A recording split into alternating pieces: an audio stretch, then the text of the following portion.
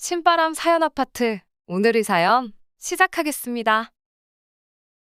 현재 서울에 거주 중인 34살 여자입니다. 결혼한 지는 올해 3년 차예요.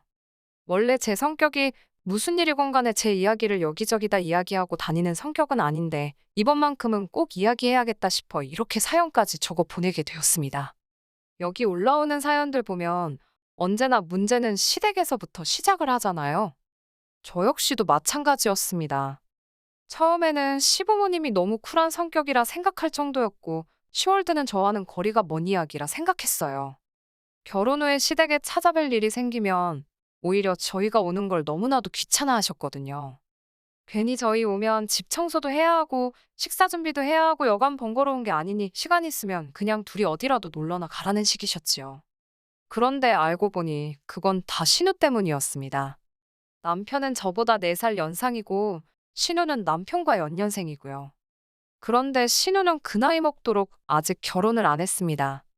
시부모님이 저희가 시댁에 방문하는 걸 불편해하던 이유는 식사 준비고 집 정리고 그런 건 다 핑계에 불과했어요. 그냥 저희가 다녀오면 신우가 잘 살고 있는 저희 모습 보고 열등감이라도 느끼는지 저희가 가고 나면 집에서 그렇게 난동을 부리며 발작을 했다고 하더라고요. 그렇다 보니 시부모님도 차라리 얼굴 좀 안 보고 그러는 게 편했기에 저희 보고 오지 말라고 했던 것이었습니다. 저는 여태까지 그걸 시부모님이 쿨한 성격이라 며느리 부담 갖지 하지 않게 하기 위해 그러시는 거라 믿어왔고요. 신우 성격 이상한 것도 시부모님은 물론 남편도 다 알고 있던 사실인데 팔은 안으로 굽는다는 그 말이 결국엔 다들 신우를 위해서 제가 희생하는 게 당연한 거라 생각하고 있었다는 거네요. 제 본가는 지방에 있습니다. 저는 대학부터 시작해서 남편과 결혼해서 서울로 올라오기 전까진 계속 지방에서 거주하고 있었어요. 남편은 제가 다니던 회사 거래처와 연결된 회사에 다니고 있었고, 본사는 서울에 있었는데 파견근무차 저희 지역에서 1년 조금 넘게 거주를 했었거든요. 어떻게 인연이 다 연애를 시작하게 되었고, 남편이 서울에 있는 본사로 복귀하면서 몇 달 정도 주말 연애를 이어가다가 청혼을 받게 돼서 결혼까지 하게 되었습니다. 저한테는 쉬운 결정이 아니었어요. 대학도 본가 근처에 있는 지역에서 나왔고 회사 또한 같은 지역으로 취직을 했기에 제가 서울에 어디 기들곶 하나 있던 게 아니었거든요. 졸업 후부터 쭉 다니던 회사이기도 했으니 경력이 끊어지는 부분도 아쉽긴 했습니다. 허나 당시 여러모로 오래 몸담은 회사에 이래저래 실망스러운 부분도 있고 해서 여러 가지 생각이 많던 차였거든요. 제가 아무리 회사에서 좋은 성과를 낸다고 해도 진급에 있어서는 남자 직원한테 양보를 해야 하는 그런 부분들부터 회사 역사상 여자가 대리 이상으로 진급한 일이 없다고 하는데 그런 부분에 어느 정도 한계를 느끼고 있던 차였어요. 거기에 나중에 제가 결혼하면 막연한 계획이긴 했지만 아이는 제 손으로 직접 키우고 싶은 욕심도 있었거든요. 그래서 고민 끝에 저는 남편을 따라 서울로 가기로 했습니다. 회사 사표 한 장 집어던지면 끝나는 거지만 삶의 터전을 바꾸는 거니 여러모로 정리해야 할 게 많았습니다. 지방이긴 하지만 그래도 제 명의로 아파트를 하나 보유하고 있었거든요. 제가 대학교를 다닐 때는 친정부모님 집에서 같이 살면서 통학을 했었어요. 그리고 졸업과 동시에 취직을 하게 되었으니 독립을 해보고 싶은 마음도 있었고 무엇보다 부모님 집에서 회사까지 출퇴근이 정말 불편하게 되어 있었거든요. 차를 사는 방법도 있긴 했는데 제가 말씀드렸다시피 회사가 이상한 부분에서 소위 말하는 꼰대 같은 모습이 좀 있었어요. 그래서 당시 신입 직원이었던 제가 차를 끌고 출근하는 건 상상도 못할 일이었습니다. 지금 생각해보면 차 끌고 출근하는 거랑 신입 직원인 게 무슨 상관이 있나 싶지만 그때는 회사의 암묵적인 룰이니 당연히 따라야 한다 생각했고요. 출퇴근으로만 몇 시간씩 시간을 버리게 되니 여러모로 부모님 집을 나와 독립을 하는 게 가장 좋겠다는 생각이 들었어요. 그래서 회사 근처에 있는 월세 같은 걸 구해 혼자 살아볼 작정이었거든요. 몇 달 일해서 월급도 모여있던 상황이었는데 그 돈으로 구할 수 있는 방은 회사와는 가까워지지만 출퇴근이 불편한 건 매한가지였어요. 그래서 회사 근처에 있는 신축 오피스텔 같은 곳을 알아봤는데 그런 곳은 또 보증금부터가 꽤나 목돈이 필요하더라고요. 월세는 월세대로 비싼 느낌이고 관리비는 관리비대로 이중으로 돈이 나가니 출퇴근 좀 편하게 하겠다고 돈을 버리는 느낌도 들었고요. 그렇게 고민하던 와중에 친정부모님께서 상황이 그러면 월세를 구하는 게 아니라 아예 자가로 집을 하나 구하는 게 어떻겠냐 하시더라고요. 전세를 구하는 방법도 있긴 했지만 부모님께서 이리저리 같이 알아봐 주시다가 투자 가치도 조금 있어 보이는 아파트를 골라 그 아파트를 매매하게 되었습니다.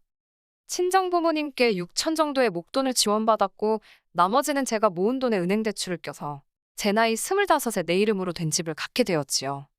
24평에 지은 지 좀 되는 아파트기는 했지만 혼자 살기에는 더없이 넓은 집이었어요.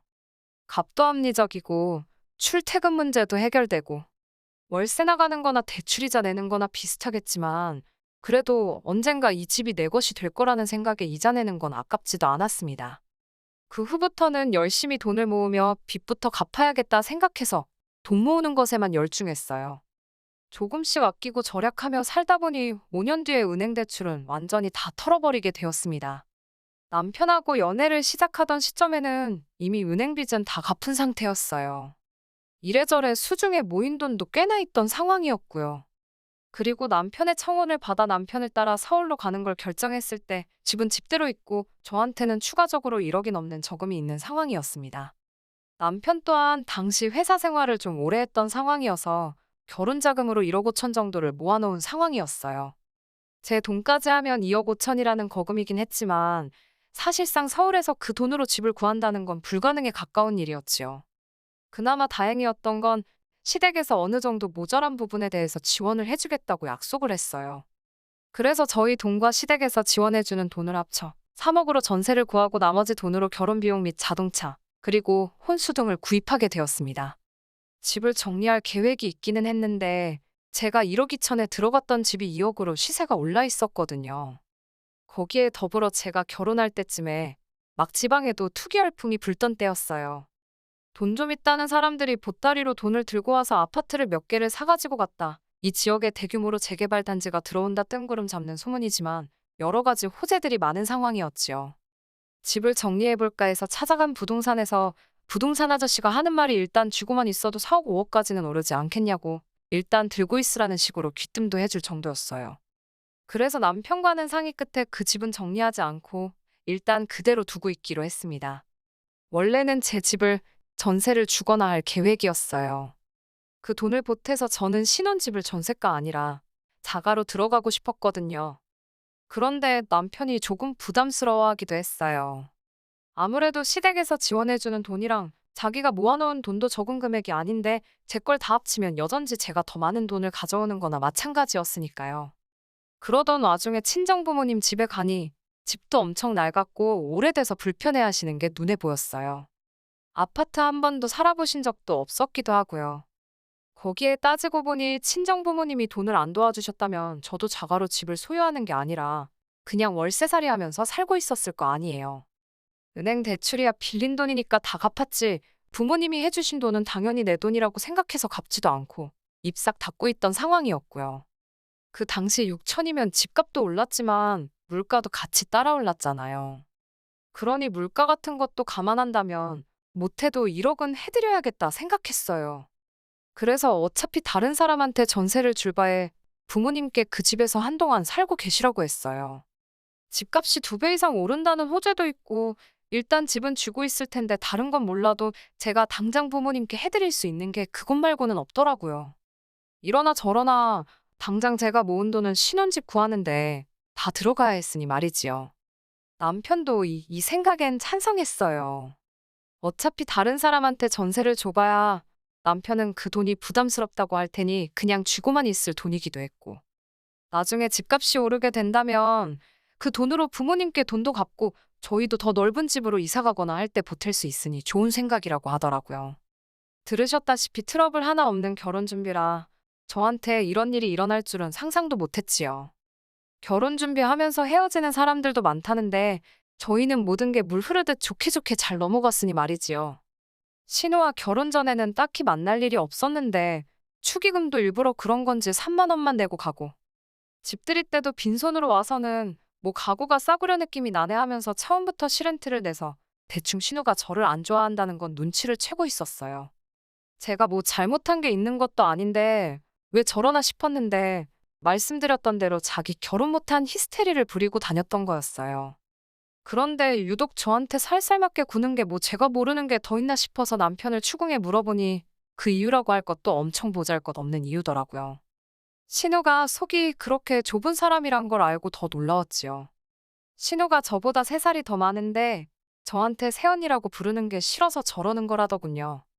남편이 어찌어찌 해명이라고 하는 게 신우가 어려서부터 리더십이 있고 어디 모임 같은 거 있으면 다 주도해서 처리하고 감투도 쓰고 그렇게 항상 이끄는 역할을 해왔다대요.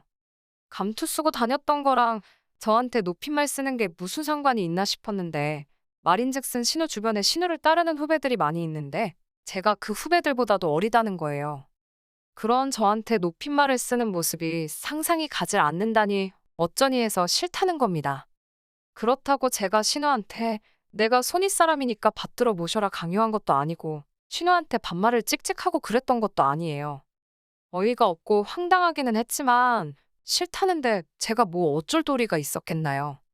괜히 신우 마음 돌려보겠다고 아양을 부릴 것도 아니고 신우랑 가깝게 지낸다고 해서 저한테 득이 될 것도 없으니 그냥 거리 두고 살자고 했죠. 괜히 긁어 부스럼이라고 상황만 악화시킬 수도 있고 신우 덕분에 시댁과도 어느 정도 거리를 두고 살게 되었는데 따지고 보면 저한테는 나쁠 게 없는 상황이었으니까요. 남편도 시부모님도 나서서 이 상황을 나아지게 하려는 게 아니라 피해가자는 입장이었으니 그냥 그렇게 대면대면하게 지내기로 했었습니다. 그런데 그런 신우가 뭘 잘못 먹기라도 한 건지 언젠가부터 저한테 먼저 연락도 오고 새언니 새언니 하면서 친한 척을 하기 시작하더라고요. 그게 싫다고 할 땐 언제고 저도 사회생활을 했으니 대충 짐작은 가더라고요. 보통 사람이 갑자기 변하면 그게 죽을 때가 다 돼서 그러는 거 아니면 저한테 뭐 얻어낼 게 있어서 그러는 거 아니겠어요? 제 생각대로였어요. 신우가 갑자기 죽을 때가 된 게 아니고 진짜 이유는 후자에 가까웠습니다. 신우가 그 나이 될 때까지 결혼을 못한 건 신우 성격 때문에 그런 거라고 생각했어요. 이상한 데서 자존심 세우고 자기 자신을 너무 고평가하는 그 인성이 문제였겠지요. 그런데 집신도 짝이 있다더니 그런 신우도 결혼을 전제로 만나는 사람이 생겼어요. 그리고 두 사람이 이야기가 잘 돼가고 있는 건지 결혼 이야기가 두 사람 사이에서 오가고 있다더라고요. 하지만 그때까지도 신우가 저한테 잘 보일 이유가 하나도 없다고 생각했거든요. 제 딴에는 신우가 결혼도 가까워졌으니 남자 쪽에 가정적인 여자임을 보여주고 싶어서 가족들과 잘 지내는 모습을 보여주고 싶어서 저러나 아니면 축의금으로 한돈 200만 원 정도 달라고 하려나 그 정도로만 생각을 하고 있었는데 제 예상을 아늑히 초월하는 부탁을 해오더군요. 신우가 계속해서 한 번 만나자고 자리를 만들려고 할 때부터 촉이 안 좋았어요. 아마도 신우가 저한테 뭔가 부탁을 한다면 그날 그 자리가 바로 그 부탁을 해오는 자리가 될 거라 생각했거든요. 신우가 정신을 차렸구나 생각하고 최대한 그런 쪽이 아니라고 생각하려고 했지만 역시나 안 좋은 예감은 틀리는 법이 없었네요. 집들이 때도 안 사온 휴지 선물 세트를 사들고 와서는 가족 좋은 게 별거 있겠냐며 너스레를 떨더라고요. 괜히 시간 끌지 말고 본론만 빠르게 말해줬으면 하는데 언제부터 저희가 그렇게 친하게 지냈다고 온갖 아는 척, 추억이 넘쳐나는 척을 하면서 온갖 아양을 다 떨더라고요.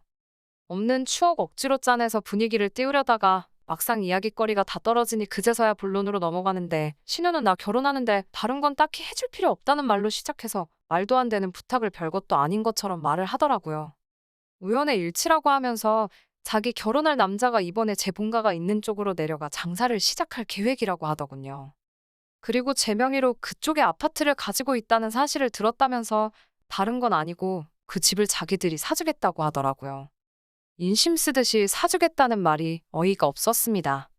제가 그 집을 팔려고 내놓은 적도 없고 그 집에 다른 사람도 아니고 친정부모님이 살고 계시는데 제가 미쳤다고 그 집을 친정부모님 이사시키고 신우한테 팔겠어요? 신우가 저한테 그동안 잘했고 못했고를 떠나서 얼토당토않는 이야기였어요. 그래서 그 집에 부모님이 살고 계셔서 안 된다고 거절의 의사를 확실하게 말하려고 했습니다. 투자 가치가 있고 그런 이야기는 설명도 할 생각 없었고 그냥 안 된다고 말할 작정이었어요. 안 된다는 말을 꺼내려는데 신우는 이미 저한테 집을 사기로 한 것 마냥 제 말을 끊고는 더 어이없는 말을 하더군요. 결혼 후 몇 년 시간이 지나 시세도 이제 3억 초중반을 왔다 갔다 하고 있는 아파트를 대뜸 자기한테 1억 5천에 넘기라는 거예요. 세상에 애놀이를 해도 집값을 반 이상 깎아서 팔려고 하는 건 세상 어느 나라 개념인가 싶었습니다. 신우한테 그건 또 무슨 말도 안 되는 소리냐며 집을 팔 생각은 추호도 없었는데 1억 5천에 사겠다는 말을 들으니 더더욱이 팔 생각이 없다고 신우한테 집 이야기는 그만하라고 했어요. 시세에 곱절을 준다고 해도 팔 생각이 없으니 더는 물어볼 필요도 없다고요. 거절을 당하니 신우가 본 모습을 보이며 아주 입에 개거품을 물기 시작했습니다. 자기가 이렇게까지 숙이고 나왔는데 어떻게 고민도 안 해볼 수가 있냐고요. 신우한테 입장 바꿔서 한번 생각해보라고 했어요. 그냥 금매에 내놓아도 3억은 되는 집이고 친정 부모님이 살고 계시는 집인데 신우라면 그 집을 반도 안 되는 값에 저한테 팔 수 있냐고요. 신우는 입에 개거품을 문 상태로 입장 바꿔서 생각해보라는 말 한번 잘 꺼냈다며 저보고도 자기 입장도 바꿔서 한번 생각해보라고 하더군요. 지 오빠가 결혼할 때 집에 있는 돈 다 가져가서 지금 이 사단이 난 거 아니겠냐는 거죠. 중소기업을 다니고 있긴 하지만 신우도 못해도 회사 생활 경력이 10년은 더 넘었을 텐데 모아놓은 돈 하나도 없다는 것도 이해가 가지 않았어요. 부모님이 도와주신 부분이고 집값이 오른 건 얻어 걸린 것도 있긴 하지만 저도 결혼할 때 1억 가지고 왔잖아요. 결혼할 때 시댁에서 지원해준 돈도 그래요. 그 돈이 결국 저희 신혼집 구하는 데 쓰이긴 했지만 시부모님이 그 돈을 저한테 주신 것도 아니잖아요. 그런데 그 돈을 들먹이면서 제가 그 돈을 받았으니 그 돈만큼 제 명의 아파트를 깎아서 자기한테 넘기라는 게 어느 나라 계산 방식인지 싶었습니다. 그런데 계속해서 신우는 저보고 그렇게 욕심부리면 말년이 험할 거라고 하면서 악담을 쏟아내더니 어디 한번 두고 보자는 식으로 으름장을 놓고 돌아갔어요. 자기 안 보고 살아도 좋냐는 식으로 말을 하고 갔는데 여태까지도 안 보고 산 거나 마찬가지인데 그 말이 통할 거라 생각한 건지 끝까지 어이없는 신우였습니다. 어차피 신우한테 그 집을 넘길 생각도 없고 한바탕 하기는 했지만 거절의 의사를 확실히 밝혔으니 다 끝난 일이라고 생각했어요. 그런데 집에 돌아오니 남편이 그래도 어떻게든 신우를 도와주면 어떻겠냐고 하는 겁니다. 신우의 억지보다 남편의 반응이 더 충격적이었어요. 신우랑 한바탕 하고 있는데 옆에서 거들지도 않고 상황만 지켜보던 것도 마음에 안 들었는데 이제 와서 저런 반응을 보이니 여태까지 같이 살던 그 사람이 맞나 싶었습니다. 생각해보니 앞뒤가 안 맞는 게 너무 많았어요. 특히 제 집에 관해서는 결혼 전에 시댁에 오픈을 한 적이 없었어요. 내 재산이긴 하지만 그거 가만두고 친정 부모님께 드리고 왔다는 식으로 받아들일까 봐 싶어 숨기고 있던 사실이었거든요. 그런데 시부모님도 아니고 신우가 그 집에 대해서 알고 있다니 남편을 추궁하니 자기가 말했다 하더군요.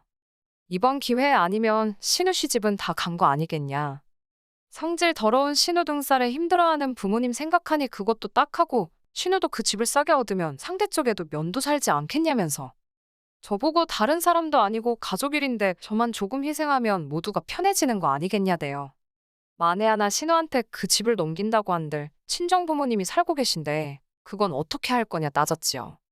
그러니 남편이 두 분이야 원래 오래된 집에서 잘 살고 계시지 않았느냐 하면서 적당한 월세 구해드리면 되지 않냐더라고요.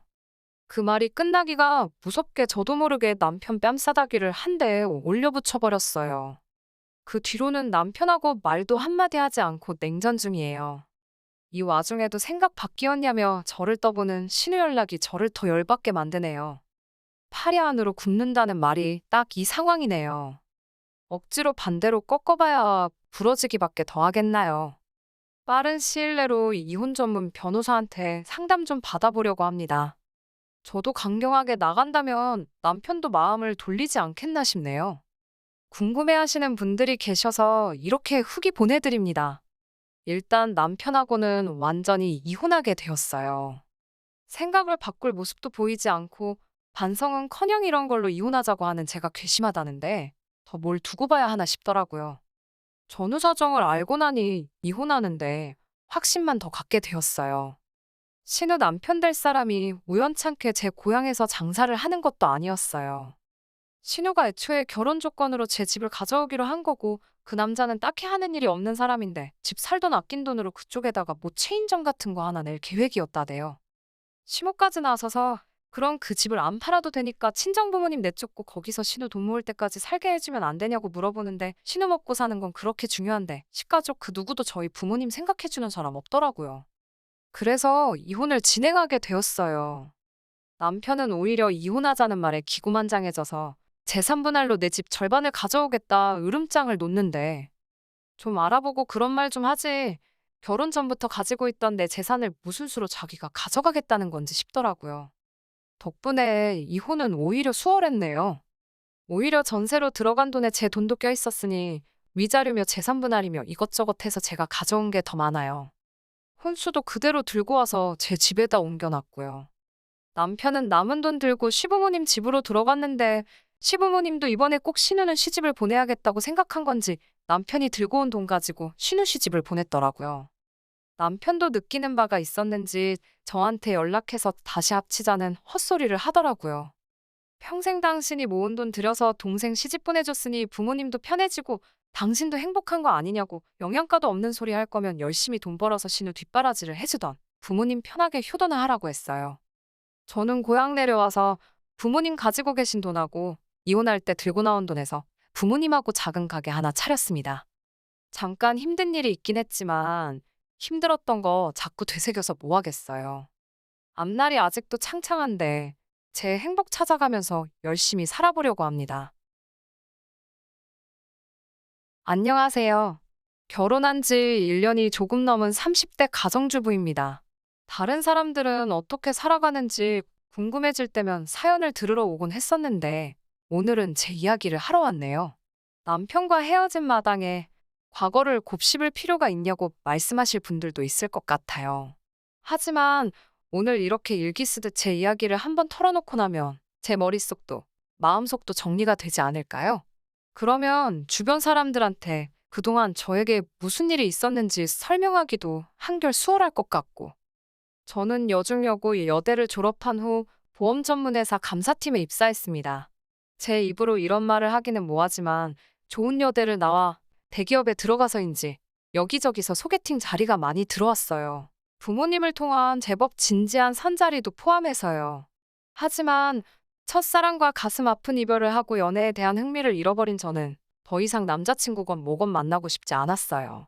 특히 제 성격이 낯을 많이 가리기도 하고 사람들한테 정을 잘 주는 탓에 간이고 쓸개고 다 빼줄 만큼 퍼주는 성격이라서 상처도 잘 받는 편이거든요. 그런 성격을 스스로도 너무 잘 알아서 소위 몸을 사리게 되더라고요.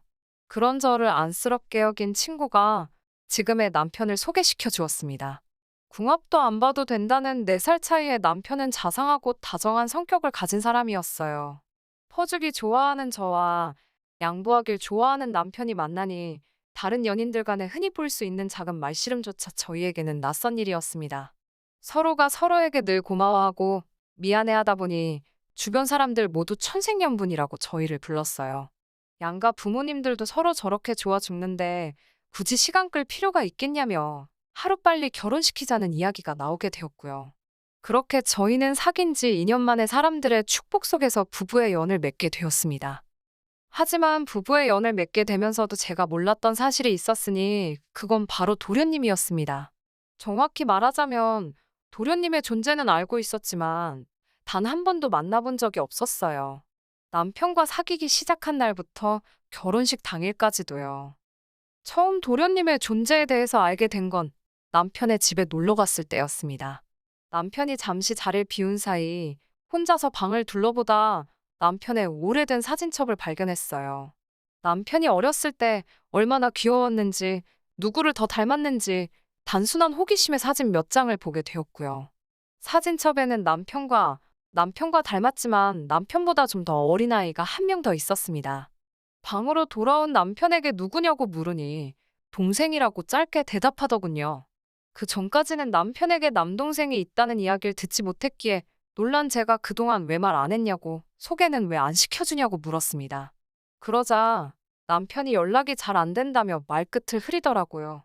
저야 외동이라 잘 모르지만 친구들 중에도 우애가 좋은 경우도 있었고 아닌 경우도 있었으니 남편은 우애가 별로 안 좋은가 그렇게 단순하게 생각했어요.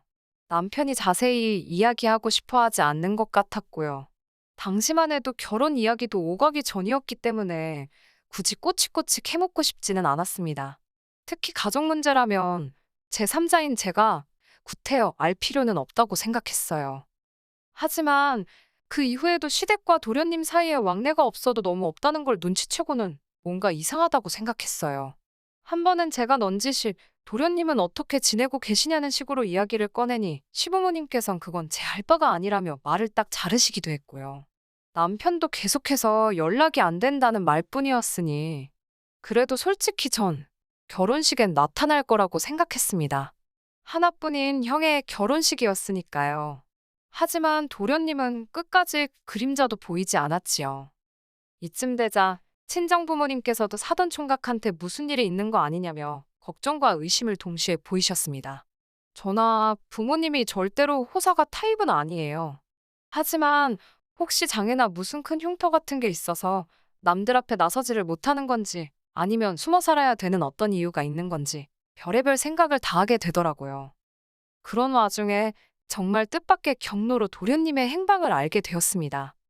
남편의 회사를 구체적으로 언급하면 금방 알아차리실 수 있을 것 같아서 대략적으로만 말씀드릴게요. 남편은 대기 오염도를 측정하는 회사에 다니고 있어요. 일이 힘든 곳은 아닌데 업무 특성상 한 달에 몇 차례 지방 곳곳으로 출장을 가야 하는 경우가 있습니다. 보통은 당일치기로 자고 오는 일은 거의 없고 사무실에서 근무 대신 이루어지는 일이다 보니 당연히 주말에는 가지 않아요. 보통 혼자 가는 일도 없고 동료 한두 명과 같이 움직입니다. 제가 걱정할까봐 여자 동료랑 가게 되는 경우에는 틈틈이 연락도 해주고요.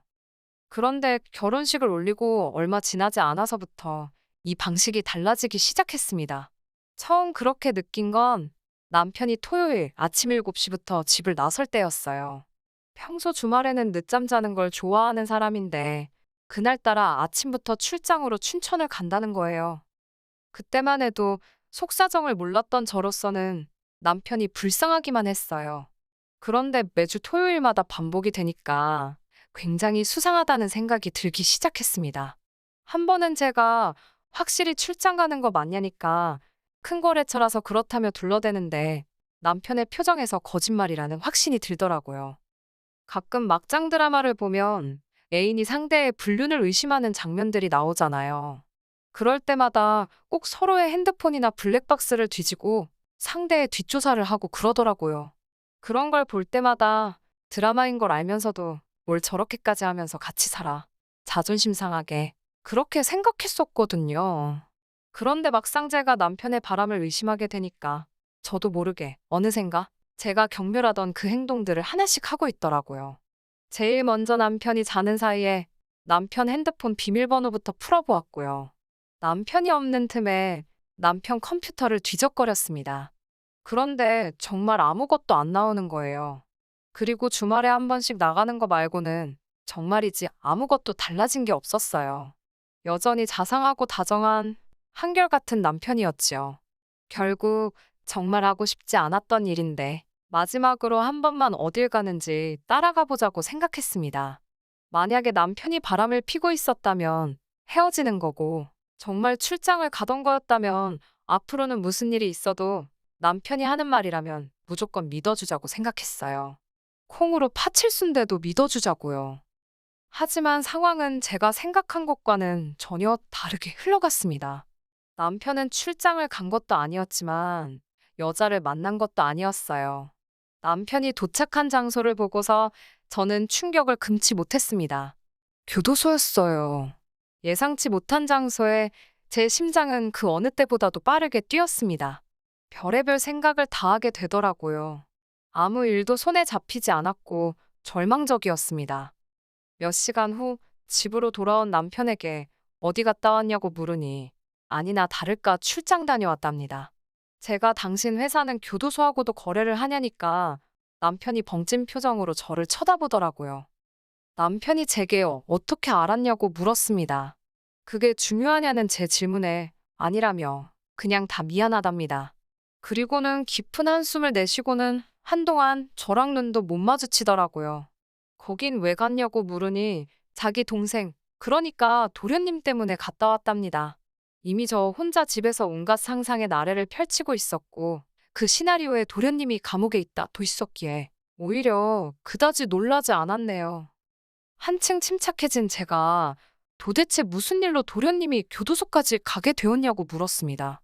솔직히 수감 이유에 따라 제 결혼 생활도 계속해야 할지 말아야 할지 정해야겠다고 생각했거든요. 남편 말로는 사기랍니다. 제가 아무리 사기를 쳤어도 합의를 했으면 교도소까지는 안 갈 텐데 금액이 얼마길래 합의를 못 받냐고 물었어요. 오해하실까봐 말씀드리지만 절대로 제가 해결해 주려고 물어본 건 아닙니다. 단지 사태의 심각성을 알려면 정확히 알아야겠다 싶었어요. 남편은 한참 말을 잇지 못하더니 일단 제가 자기를 꼭 믿어줘야 한답니다. 자기는 정말 몰랐던 일이라면서요. 그러면서 한다는 말이 혼인빙자 사기랍니다. 순간 잘못 들은 줄 알았어요. 제 귀를 의심했지요. 혼인빙자라니 어이가 없어서 말도 안 나오더라고요.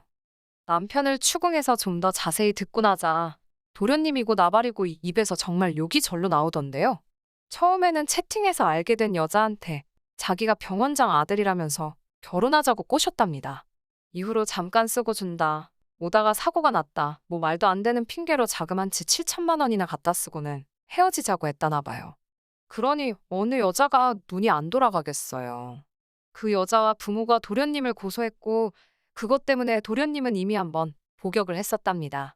남편 말로는 이때는 가족들이 도련님과 연락이 안 되던 때라 아무도 상황을 몰랐답니다.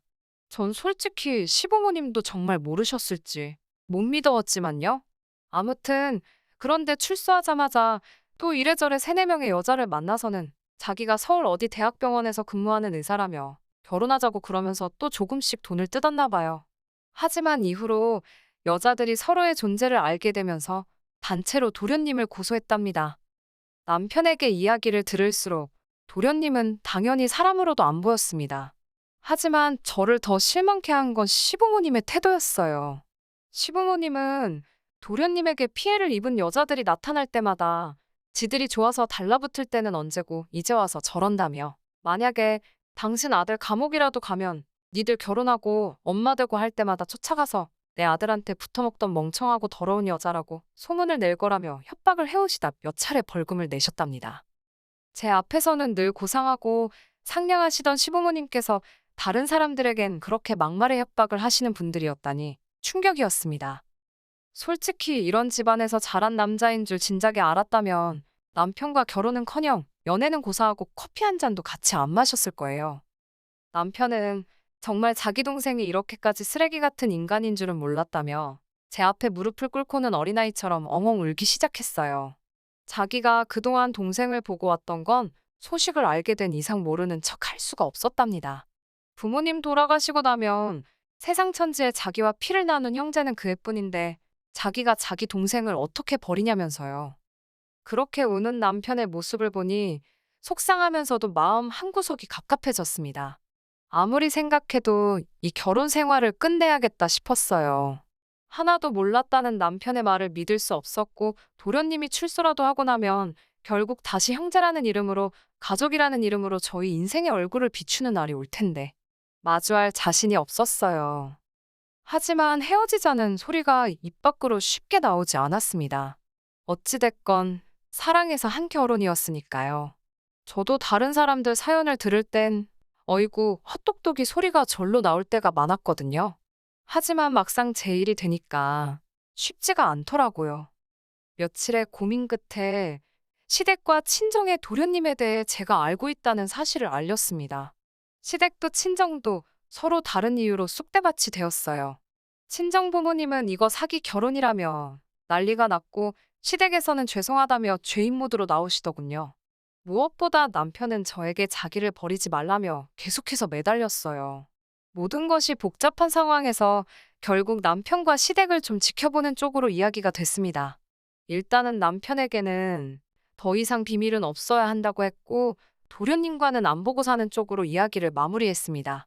다행히 남편도 동의했고 약속을 잘 지켜주었어요. 덕분에 이후로 약 반년 가까이 저희 부부는 큰 다툼 없이 결혼 생활을 이어갈 수 있었고요. 하지만 이런 저희의 결혼 생활은 결국 어머님 아버님 때문에 종지부를 찍고 말았습니다. 어머님 아버님이 말도 안 되는 욕심만 부리지 않으셨으면 적어도 두 아들 중 한 아들은 남들처럼 평범한 어쩌면 남들보다 더 행복한 가정을 꾸리고 보란듯이 잘 살 수도 있었을 거예요. 도련님 일로 인하여 어머님 아버님이 어떤 분들인지 어느 정도 파악을 하게 된 저는 그 이후로 두 분께 약간의 거리를 두고 생활하고 있었습니다. 비록 시부모님이 저에게는 잘해주셨을지언정 그분들이 실제로는 수준 낮은 언행을 일삼으시는 분들이라는 걸 알게 된 이후로는 예전처럼 살가운 며느리 노릇을 하기가 어렵더라고요. 그러다 하루는 어머님께서 퇴근 후 집으로 오라고 연락을 해오셨습니다. 살면서 며느리 노릇을 한 번이라도 해보신 분들은 아시지 않나요? 보통 시어머니께서 전화하셔서 가타부타 설명 없이 퇴근 후에 오라고 하면 별로 좋은 얘기는 아니라는 거? 저도 딱 알았지요. 뭔가 싫은 소리를 하려고 하시는구나. 시부모님께 거리를 두기는 했어도 친정부모님의 체면을 생각해서 기본적으로 며느리로서 해야 할 도리는 잘 챙겼다고 생각했는데 뭐가 문제일까 싶어서 일하는 내내 신경이 쓰였지요. 시댁에 도착했는데 현관문 밖으로 낯선 아이의 소리가 들려왔습니다. 집 안으로 들어가니 한두 살, 세 살이나 됐을까요? 제가 아이가 없다 보니까 정확히 잘은 모르겠더라고요. 어머님이 저에게 귀엽지 않냐고 물으셨어요. 그러면서 너희는 왜 아이를 안 갖냐고 물어보시더군요. 아이에 대해서는 솔직히 결혼하고 첫 해에는 일부러 안 가지려고 서로 계획을 세웠었어요. 물론 남편이야 35으로 적지 않은 나이였지만 제가 31밖에 되지 않아서 1년 정도는 달콤한 신혼생활을 즐겨도 되겠지라고 생각했었거든요. 하지만 아시다시피 계획을 실행에 옮기기도 전에 모든 일이 꼬여버렸잖아요. 이후로는 사표를 가슴에 품고 사는 직장인처럼 당장이라도 남편을 떠날지 말지 고민하며 사는 저에게 임신이라니 말도 안 되는 일이었지요. 하지만 구구절절 설명하는 대신 아직 생각이 없다고 짧게 대답했습니다. 그러자 어머님도 의외로 쿨하게 차라리 잘 됐다 하셨습니다. 그러더니 당신 품에 있던 아이를 자꾸 저더러 안아보라고 하시는 거예요. 제가 누구냐고 재차 물으니 당신 손자랍니다. 그제서야 아이가 낯이 익다는 생각이 들더니 일전에 남편 방에서 봤던 앨범이 떠올랐습니다. 사진 속 도련님의 어린 시절과 정말 똑같이 생겼더라고요. 설마 도련님 아들이냐고 하니까 그렇다 하시면서 애엄마가 결혼한다고 더는 못 키운다고 당신 집에 놓고 갔답니다. 어머님은 저에게 이참에 회사는 때려치우고 집에서 도련님 아이를 키우며 육아를 배워보는 게 어떻겠냐고 하셨습니다. 어차피 언젠가는 저도 아이를 낳을 건데 도움이 되지 않겠냐면서요. 그리고 도련님도 출소했을 때 지영수가 지 아들 키워준 거 보면 정신 차리고 새 사람 되지 않겠냐고요. 저는 어이가 없어서 그러면 어머님이 키우시는 게 더 효과적이지 않겠냐고 물었습니다. 할머니가 손자를 키워주셔야 더 감동적이라서 도련님이 개과천선하지 않겠냐고요. 그리고 제 자식을 키우기 위해서 남의 자식 데려다가 연수까지 할 필요는 없을 것 같다고도 덧붙였습니다. 아무튼 회사를 관둘 생각도 전혀 없고 도련님이 새 사람 되는데 제가 도움이 되고 싶은 생각도 없다고 하자 어머님이 저를 멍하니 쳐다보시더니 저더러 약 먹었냐고 그러십니다. 뭘 잘못 먹었길래 이렇게 주저리 떠들어대냐고요. 시어머니가 하라면 네 하고 하면 되지. 어쩌고저쩌고 저더러 왜 이렇게 변했냐고 그러셨어요. 제가 맺힌 게 많긴 했던 모양입니다. 저는 이유가 어찌 되었건 간에 도련님 아이는 못 키운다. 말이 나와서 말인데 도련님이 출소 후에도 저희하고 왕래하고 지내는 일은 없었으면 좋겠다고 선을 그었습니다. 그러자 어머님께서는 저더러 네가 뭔데 가족을 갈라놓으려 드냐고 언성을 높이시더군요. 저는 어머님 아버님과 도련님이 왕래하시는 건 당연히 제가 뭐라고 할 수 없지만 저희 남편과는 만나지 않았으면 좋겠다고 했어요. 그러자 형이 아우 챙기고 아우가 형을 챙기는 건 당연한 법인데 어째서 그렇게 냉정하냐입니다. 그러더니 한숨을 내쉬시고는 그럼 당신이 아이를 키울 테니 시아버지를 모시고 가랍니다. 어머님 말씀이 당신이 왜 나이 든 남편하고 아들이 사고 쳐서 낳은 손자까지 혼자 다 돌봐야 하냐입니다. 자기가 무슨 죄를 지어서 이 고생을 혼자 다 해야 하냐면서요. 자기 아들이 사고 쳤지 자기가 친 것도 아닌데 왜 자기가 뒷수습을 해야 하냐면서 당신도 며느리 덕 좀 보잡니다. 저더러 둘 중 한 명을 고르래요. 어머님 남편이고 어머님 아들인데 왜 그 책임을 저한테 떠넘기시냐고 그러니까 이번에는 같은 여자끼리 좀 도와줄 수 있는 거 아니냐고 그러십니다. 어머님의 억지가 황당하다 못해 웃기기까지 하더라고요. 단칼에 싫다고 하니 저더러 진짜 이기적이고 못돼 처먹었답니다. 저는 남편에게 전화를 걸어 퇴근길에 시댁으로 오라고 했어요. 와서 어머님 억지 쓰는 거 구경 좀 하라고요. 한두 시간쯤 기다리니 남편이 왔습니다. 남편이 그간의 이야기를 듣더니 한다는 소리가 애는 어린이집에 보내고 그 사이에 아버지 돌봐드리면 되지 않겠냐입니다. 일은 아르바이트 같은 거 구해도 될 거라면서 저는 뭐래도 잘 알 거랍니다. 그리고 원래 여자가 애를 키워야 되는 거고 남자는 나이 들면 애나 똑같다면서 실실 웃더라고요. 자기도 많이 도와주겠다며 저를 믿는답니다. 자기가 개소리를 하는지 어쩐지도 모르고 떠들어대는 남편을 보는데 그동안 헤어지자고 말 못한 제 자신이 정말 바보멍청이 같더라고요. 저는 남편을 물끄러미 바라보다가 도련님하고는 연 끊고 살기로 한 거는 기억하냐고 물었습니다. 그러자 남편은 안 보고 살 거다. 하지만 도와줄 수는 있는 거 아니냐. 그리고 우연히 마주칠 수도 있는 거고 사람 일은 모르는 거라며 속된 말로 밑밥을 깔더라고요. 저는 세상에서 밑밥 깔고 약속하는 사람이 제일 싫거든요. 남편의 이런 우유부단한 태도에 저는 거의 이성의 끈을 놓칠 뻔했습니다. 하마터면 거실 테이블 중앙에 있던 수석을 집어들어 남편 머리통을 내리칠 뻔했다니까요. 저는 간신히 숨을 고르고는 남편에게 헤어지자고 했습니다. 제 결혼식에 왔었던 사람들이야 당연히 저를 이혼녀라고 여기겠지만 그나마 다행인 건 도련님 사태가 터졌을 때 신정에서 시댁에다 애들 사는 거 3년은 지켜보고 혼인신고 시키시겠다고 하신 상태여서 서류상 어려울 것 없는 이별이었습니다. 결혼하면서 들어간 금전적인 부분 역시 도련님 사태 때 변호사 끼고 일정 부분 정리를 해놓은 상태여서 저에게 불리한 건 하나도 없었어요. 솔직히 시부모님이나 남편이 계산을 좀 할 줄 아는 사람들이었다면 저를 건들면 안 됐습니다. 수치적으로 그쪽의 손실이 훨씬 큰 상황이었거든요. 이렇게 다 적고 나니까 정말 헤어지길 잘했다는 생각이 드네요. 이렇게 개판인 집구석에 무슨 미련이 남아서 그 몇 달 동안 마음고생하며 버틴 건가 싶기도 하고. 그래도 지금이라도 결단을 내렸으니 저 잘한 거겠지요. 남편을 소개해준 친구에게는 이 사정을 이야기하지 않으려고요. 좋은 친구인데 마음고생이 얼마나 심하겠어요. 남편과 헤어지게 된 이후로 어머님 아버님께 몇 번의 회유 전화가 걸려왔었어요. 스트레스를 받아서 말을 막 하셨다며 미안하다고 뭐 몇 억짜리 땅을 제 명의로 해줄 테니 한 번만 다시 생각해보라는 그런 말씀도 하시더라고요. 이상하게 그 말을 들으니까 정이 더 떨어졌어요. 당분간은 사람들의 입방아에 오르내리겠죠? 그렇게 좋아 죽고 못 살더니 왜 헤어졌을까? 자기들끼리 이러쿵저러쿵. 생각만 해도 머리가 아파오네요. 그래도 꿋꿋하게 잘 견뎌내 보겠습니다. 아무래도 제 인생에 연애는 없는가 봐요. 다른 더 좋은 게 있으리라 믿고 즐겁게 살아볼게요. 안녕하세요. 30대 초반의 여성입니다. 저를 무슨 황금알 낳는 거이라고 생각하시는 시어머니 때문에 남편하고 이혼했습니다. 이미 다 끝난 마당에 자랑도 아닌데 다시 이렇게 사연을 쓰는 이유는 글로 적어 남겨두고 다른 사람들에게 제 상황을 털어놓는 것만으로도 머릿속이 좀 맑아질 것 같아서 그래요. 남편과 저는 대학 시절부터 아는 사이였습니다. 친한 사이는 아니었고 안부만 가끔 물으며 몇 년을 지내다가 우연한 기회로 가까워졌지요. 사귀기 시작하고 얼마 지나지 않아 남편은 다니던 회사에서 다른 회사로 이직을 했고 저는 회사를 관둔 뒤 회계사 시험을 준비하기 시작했습니다.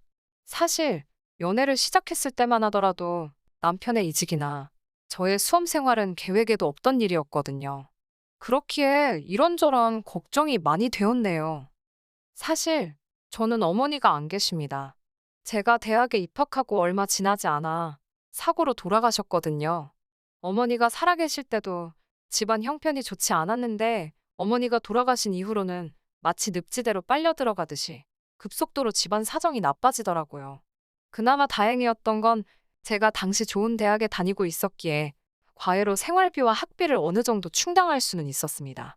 아버지가 계시긴 했지만 몸이 좋지 않으셔서 아버지가 벌어오시는 돈으로만은 살림을 꾸려나가기 힘든 상황이었거든요. 그렇다 보니 아버지께 어떤 다른 도움을 기대할 수 있는 상황도 못 되었지요. 결국 가난의 굴레를 벗어날 수 있는 건 공부뿐이라는 생각이었기에 저는 시험에 매달릴 수밖에 없었습니다. 남편은 그런 제가 정신적으로 기댈 수 있는 버팀목이 돼주었어요.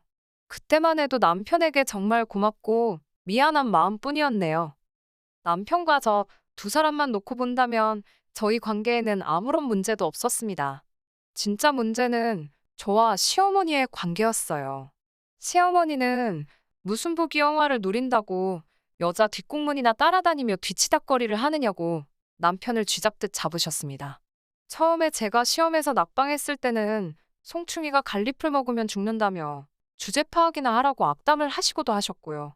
어머님 입장에서야 장성한 아들이 장가는 안 가고 여자친구한테 시간을 쏟아붓는 것이 못마땅하셨을 겁니다. 자식은 키워보지 않았어도 저도 남편한테 많이 미안했고 고마웠고 어머님 심정도 이해는 갔어요.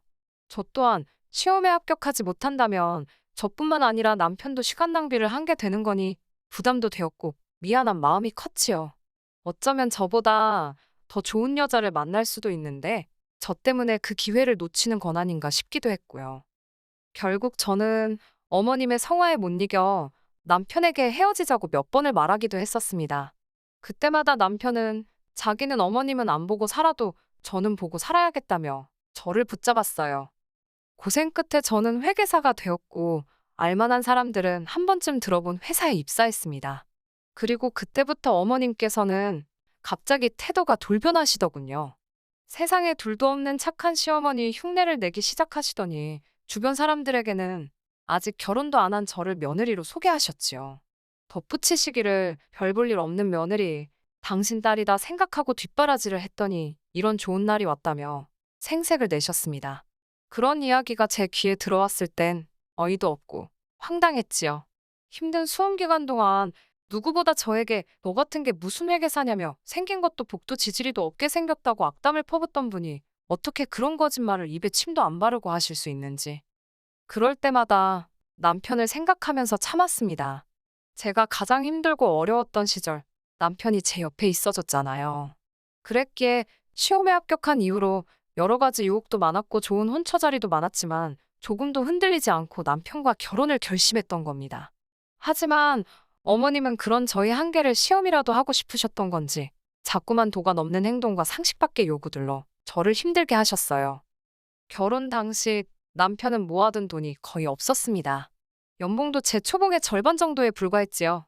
민망해서 그런 건지 변명처럼 한다는 말이 제 뒷바라지 하느라 돈을 모을 수가 없었다더군요. 솔직히 저나 남편이나 뒷바라지라고 표현을 하고 있긴 했지만 그렇다고 남편이 제 학원비나 생활비를 대준 것은 절대로 아닌데 말이에요.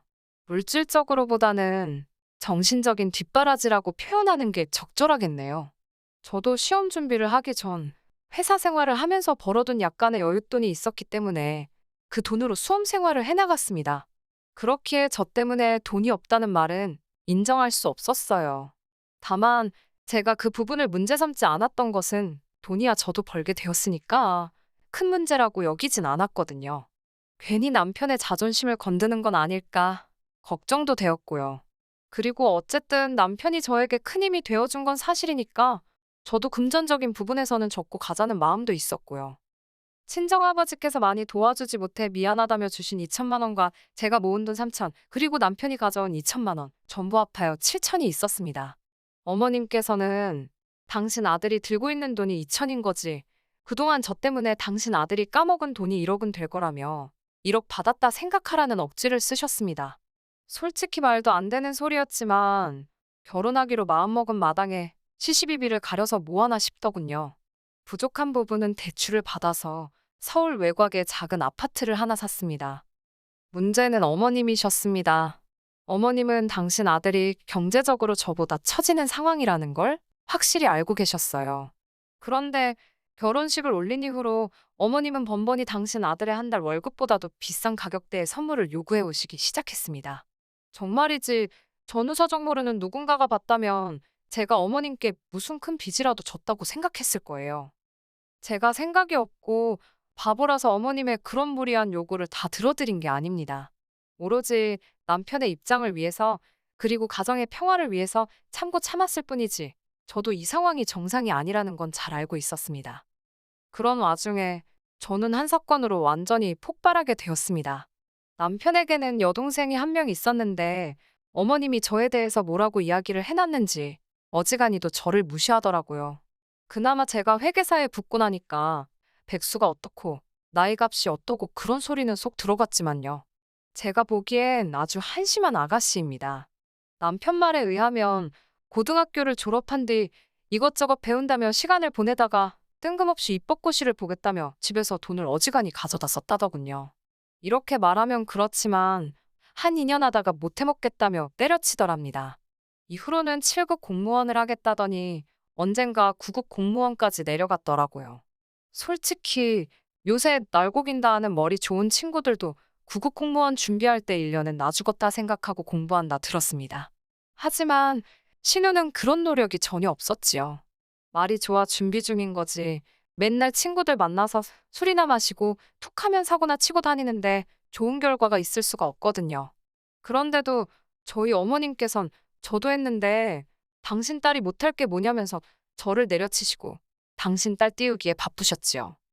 그런 와중에 돈이라곤 한 번도 벌어본 적 없던 신우가 결혼할 상대를 데려오겠다며 온 가족을 소집했습니다. 남자친구가 있을 거라고 짐작은 하고 있었는데 신우가 임신을 했다고 해서 깜짝 놀랐지요. 남자와는 친구의 소개로 만났고 사귄 지 반년이 채 되지 않았다고 했습니다.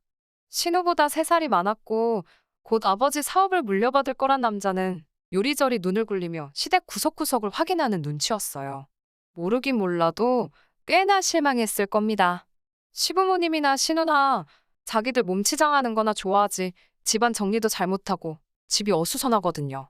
그나마 남편은 대학 다닐 때부터 혼자 살기도 했고 저랑 만나면서 많이 개선된 상태입니다. 아무튼 신우는 그런 남자에게 잘 보이고 싶어서 전전긍긍하는 눈치였어요. 그러면서 저에게 자기들 잘 어울리지 않냐고 평소답지 않게 살가운 척을 하더군요. 그런데 저는 말 한마디 얹고 싶은 생각이 안 들었어요. 그래서 그냥 그래 보이네요 하고 한마디 했지요. 그러자 시어머니는 올케라고 하나 있는 게 저렇게나 무심하다면서 혀를 차시더군요. 그러면서 신우의 결혼 상대라는 사람에게 또다시 당신이 별 볼 일도 없는 제 뒷바라지를 있는 힘껏 해준 덕분에 제가 회계사가 된 거라며 쓸데없는 말씀을 덧붙이셨습니다. 스쳐 지나가는 사람들에게 당신 체면치레 하자고 저에 대해 거짓말을 하시는 건 몇 번이고 참아드렸습니다. 하지만 이번엔 왜인지 짜증이 너무 나더라고요. 그래서 맞다고 어머님이 어찌나 안 될 거라고 악담을 퍼부으시는지 그런 어머님 때문에 오기가 생겨서 공부했다고 했네요. 그러자 그 남자가 좀 놀랐다는 듯이 어머님과 신우를 번갈아가며 쳐다보더라고요. 그러자 어머님께선 저더러 약 먹었냐고 헛소리를 하고 앉았다며 당황한 기색을 보이셨어요. 이후로 부쩍 어머님이나 신우는 저에게 말을 걸지 않았고 저는 그저 자리를 지키고 앉아서 어떤 대화가 오가는지 듣고만 있었습니다. 같은 여자로서 확실히 알겠던 건 남자는 신우를 그다지 좋아하는 것 같지 않았어요. 다만 신우가 아이를 가졌으니 모른 척 할 수는 없다는 분위기 같았지요. 신우를 좋아하는 건 아니었지만 보고 있자니 꽤나 안쓰러웠습니다. 게다가 남자는 회사에 일이 많다며 먼저 일어나 보겠다고 자리를 뜨더라고요. 그런 남자의 모습을 보며 저런 행동은 사윗감이라서 가능한 걸까? 아니면 남자가 잘 보일 생각이 없어서 가능한 걸까라는 쓸데없는 생각을 잠깐 했어요. 남자가 가고 나서 어머님께서는 한숨을 내쉬셨습니다. 어머님도 여자이니 제가 느낀 걸 당신도 느끼셨겠지요. 신우는 속도 없는지 어땠냐며 자기가 괜찮은 남자를 물은 것 같지 않냐고 철딱선이 없는 소리만 해대고 있었습니다. 가만히 있다간 저에게 불똥이나 튀지 싶어서 저도 일핑계를 대고는 먼저 자리를 떴네요. 며칠 뒤 어머님께서 전화를 걸어오셨습니다. 당신이 제 회사 근처로 올 테니 이야기를 좀 하잡니다. 저는 남편에게 전화를 걸어 뭔지는 몰라도 같이 나가자고 했습니다. 남편도 어머님이 저에게 걸핏하면 막말을 하신다는 건 이미 알고 있었고 제가 어머님을 불편해한다는 사실도 알았기에 알겠다고 하더군요. 그렇게 어머님을 만났더니 역시나 어머님도 혼자는 아니셨습니다. 신우와 같이 나오신다는 말은 없으셨는데 신우도 데리고 나오셨더라고요. 어머님께서는 바쁜 저희를 불러놓고 쓸데없는 소리할 생각은 없다며 잔말 말고 신우 결혼 자금을 좀 대달라 하셨습니다. 솔직히 신우가 결혼 이야기를 꺼냈을 때 이미 얼마 정도는 해줘야겠다는 생각은 했어요. 시어머니가 믿고 어쩌고 그런 거를 떠나 어쨌든 남편이 오빠고 저희 형편이 아주 어려운 것도 아니었으니 윗사람으로서 베풀자라는 심정이었지요. 하지만 어머님이 축의금도 아니고 선물을 사달라는 것도 아니고 결혼 자금을 대달라고 하시니 좀 당황스럽더군요. 어머님은 최대한 당신의 체면을 챙기시며 말씀하시느라 돌려서 이야기를 하셨지만 결론은 그 남자 쪽에서 별 볼 일 없는 여자, 애 하나 가졌다고 며느리 볼 생각이 없다고 한 모양이었습니다. 애 가진 게 대수냐며 신우가 굳이 낳겠다면 알아서 키우든지 말든지 하라고 결혼은 절대로 안 된다고 했나 보더군요. 그러자 신우가 울고불고 난리를 쳤고요. 그러자 그쪽에서 지참금으로 1억을 해오랬답니다. 그러면 한번 생각해 본다고요. 듣고 있는데 제가 다 어이가 없더군요. 제가 그렇게까지 하면서 뭐하러 결혼을 하냐고 결혼하지 말라고 했습니다. 그렇게 낳으면 신우나 애나 행복할 것 같냐면서 낳지 말고 그 남자랑도 끝내라고 했어요. 그러자 어머님께서는 저더러 누가 니한테 의견을 물었냐며 돈 1억이나 해달랍니다. 그 소리를 듣자 순간 정신이 확 들더군요. 저는 그래도 신우나 어머님이나 미워도 가족이라 생각해서 화가 났던 건데 어머님께는 제가 지갑으로밖에 안 보였나 봅니다. 제가 어머님께 저한테 돈 맡겨 놓으셨냐고 물으니 저더러 배은망덕한 것이라며 네가 우리 아니었으면 밥벌이나 하고 살았겠냐고 소리를 지르시더군요. 엄마가 없어서 그런가 어른에 대한 공경도 모르는 근본 없는 모랍니다. 그러면서 저더러 돈 좀 버니까 눈에 뵈는 게 없냐면서 이제 보니 당신 아들을 제가 다 망쳐놨다고 그러더군요. 한동안 듣고만 있었습니다. 어머님이 어찌나 고래고래 소리를 지르시던지 목이 아프셨나 봅니다. 물 한 컵 드시는 순간 어머님이 저한테 악담이나 하셨지 해주신 게 뭐가 있냐고 물었습니다. 오히려 어머님이 저한테 이제 감사하셔야 하는 거 아니냐고요.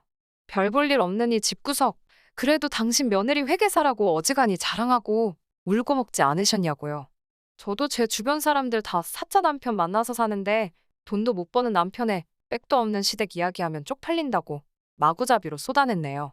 어머님께선 그러자 저희 아버지를 들먹이셨습니다. 저는 그래도 저희 아버지는 당신 힘으로 벌어서 먹고 사시지 딸한테 돈 달라 소리는 안 하신다고 받아쳤습니다. 어머님께서는 맨날 집구석에서 하는 일 없이 계시면서 툭하면 며느리 주머니 털어먹을 궁리나 하시지 않냐고 몰아붙였어요. 그러자 카페 여기저기서 키득거리는 소리가 들리더군요. 신우는 울상이 되어서는 저더러 언니 너무한다길래 네가 제일 나쁘다고 능력도 안 되면서 시집갈 궁리를 하냐고 너도 네 밥벌이 좀 하고 살라고 쏴붙였네요. 쓰러진다며 생쇼를 하시는 어머님을 뒤로하고 카페를 나왔습니다. 남편이 절 따라 나오더라고요. 남편은 저에게 왜 이렇게 사람이 억세졌냐면서 가서 얼른 죄송하다고 하랍니다. 그러면서 한다는 소리가 죽을 때 돈 짊어지고 갈 것도 아닌데 있으면 자기 동생 좀 도와달랍니다. 자기가 죽을 때까지 평생 저에게 잘하겠다나요. 제가 나한테 평생 잘할 생각이면 지금 어머님한테 가서 당장 나한테 사과하시게 만들라고 했습니다. 어머님이 나한테 미안하다 하시면 내가 한번 생각은 해보겠다고요. 남편이 그런 저를 쳐다보더니 돈 좀 있다고 유세 떠는 거냐입니다. 맞다고 나 지금 유세 부리는 거라고 했어요. 미쳤냐는 남편에게 당신이랑 당신 어머니는 가진 것도 없이 이제껏 유세 부려놓고 왜 내가 돈 좀 들고 유세 부리니까 못 봐주겠냐고 물었습니다. 나는 이제 어머님의 그런 꼴값 받아들일 생각이 없다고요. 그러고도 분이 풀리지 않아서 남편에게 이혼하자고 했어요. 홧김에 내뱉은 말이었는데 내뱉고 나니까 속이 후련하더군요. 이혼하자는 제 말엔 남편은 꽤나 놀란 눈치였습니다. 고부 갈등으로 합의 이혼하자고 못을 박았네요. 그리고 이튿날 이번엔 어머님뿐만 아니라 아버님까지 저희 집에 오셨습니다. 이혼이라니 그게 무슨 소리냐면서 당신들은 저 없으면 못 산답니다. 저는 그런 말씀하시라고 남편이 제 수험 기간 동안 해준 거 제가 지금 몇 배로 갖고 떠나는 거니까 잡지 마시라 했습니다. 이 정도면 어머님 아버님도 남는 장사 하셨다고 욕심 좀 그만 내시라고요. 그렇게 저희는 이혼을 하게 되었습니다. 비록 이자료는 못 받았지만 그래도 한 가지 마음의 위안이 돼준 건 신혼집으로 장만했던 아파트였어요. 신혼 초에 남편이 대출받는다니까 어머님께서 개거품을 무시는 통에 제 이름으로 이빠이 대출받아 아파트를 샀었는데 그게 많이 올랐거든요. 어머님이 그거 반반 나눠야 된다고 억지를 쓰셨지만 남편 돈은 겨우 2천이었고 제 돈은 대출까지 해서 2억이 넘었습니다. 그걸 나눠달라니 어떤 정신 나간 엑스가 그걸 나눠주겠어요?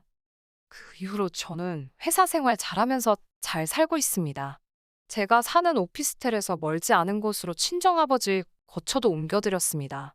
제가 이혼을 결심했을 당시 친정아버지께선 많은 걸 묻지 않으셨어요. 당신이 힘이 돼주지 못해 미안하단 말씀만 몇 번 하셨네요. 신우는 시집 못 갔습니다. 이런 이야기를 해도 될지 모르겠는데 그쪽 집안에서 저랑 이야기를 해보고 싶다고 어떻게 제 사무실로 연락을 해왔더라고요. 아무래도 그날 제가 어머님에 대해서 했던 말이 마음에 걸렸던 모양입니다. 저는 어머님은 상종 못할 분이고 신우는 생각이 없는 여자라고 말씀드렸고 그쪽에서도 고맙다며 더는 묻지 않더라고요. 아이는 낳았는지 어쨌는지 모르겠네요. 그 성질을 생각하면 낳았어도 데리고 있을지도 모르겠고요. 궁금하지도 않아요. 솔직히. 끝까지 들어주셔서 감사합니다. 오늘의 사연은 여기까지입니다. 구독과 좋아요, 알람 설정 부탁드리고 더 좋은 사연으로 다시 찾아뵙겠습니다. 감사합니다.